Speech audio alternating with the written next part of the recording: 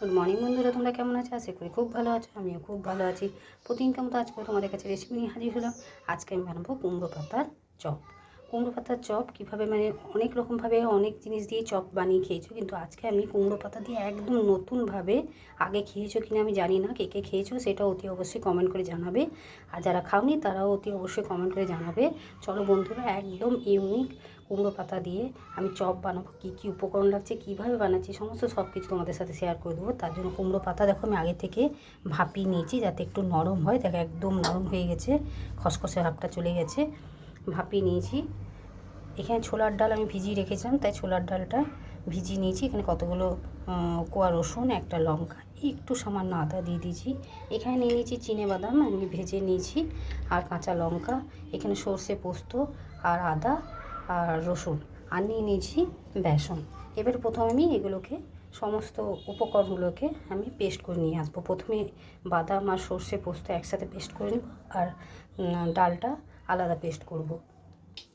দেখো বন্ধুরা, আমি ডাল বেটে নিলাম। ডালের সঙ্গে কাঁচা লঙ্কা, একটু সামান্য আদা আর রসুন, আর এখানে দিয়ে দিলাম হলুদ, নুন, আর 1 চামচ, বড় চামচের 1 চামচ মতন, 1 থেকে 1.5 চামচ মতন বেসন। এবারে এইটাকে আমি একটু মেখে নেবো। মেখে দেখিয়ে দেবো কীরকম। আর এইখানে আমি পোস্ত, সরষা আর রসুন, কাঁচা লঙ্কা, আদা আর বাদামটা বেটে নিলাম। এবারে আমি প্রথমে এটাকে এর সাথে মাখিয়ে নেবো, আর সামান্য পরিমাণে জল দেবো। যে মিক্সির বাটিটা আছে ওইটা দিয়ে অল্প জল দিয়ে দেবো। দেখো বন্ধুরা, এইভাবে আমি যে বাদামটা বেটেছি সেটা আমি দিয়ে দিয়েছি ছড়িয়ে। এরপর এইভাবে ফোল্ড করে নেব, গোটাটা এইভাবে দিয়ে দেবো অল্প অল্প করে।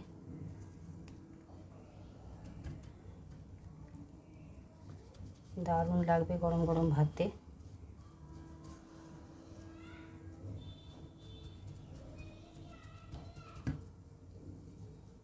দেখো আমি আগে থেকে বানিয়ে রেখেছি, বাকিগুলো একই রকমভাবে বানিয়ে নেব। দেখো বন্ধুরা, ডালটা আমি ভালো করে গুলে নিয়েছি। দেখো খুব সামান্য জল দিয়ে, একটু মোটা মোটা থাকবে, গাঢ় ভাব থাকবে। আর এগুলো আমি সব বানিয়ে নিয়েছি, আর তেল আমি গরম হতে দিয়ে দিয়েছি। এবারে আমি এর মধ্যে ডুবিয়ে নেব। এইভাবে তোমরা অতি অবশ্যই বানিয়ে খেয়ে দেখবে, গরম গরম ভাতে একদম দারুণ লাগবে।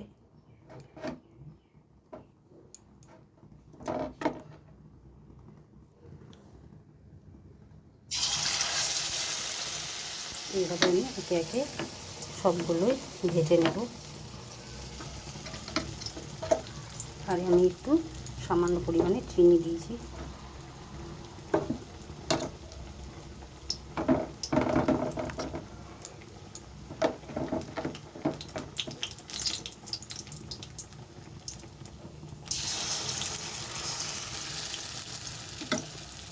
এইভাবে আমি সমস্ত যতগুলো বানিয়েছি সবগুলোই একে একে ভেজে নেব।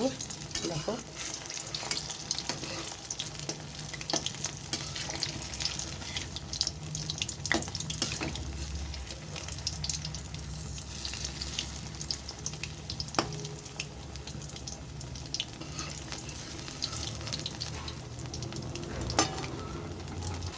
দেখো বন্ধুরা, কি সুন্দর হয়েছে আর কতটা ফুলেছে দেখো।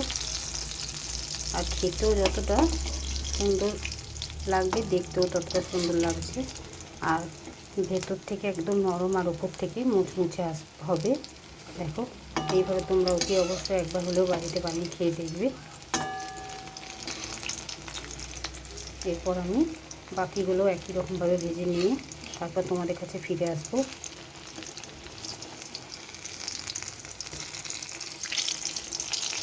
একদম নতুনত্ব, কে কে খেয়েছো বা যারা খাওনি তারা অতি অবশ্যই জানাবে। এবার আমি তুলে নেব। দেখো বন্ধুরা, একই রকমভাবে আরও একটা ছেড়ে দিলাম।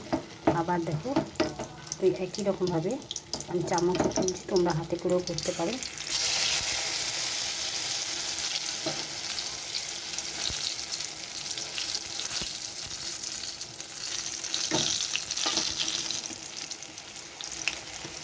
এভাবে বাকিগুলো সব ভেজে নেব।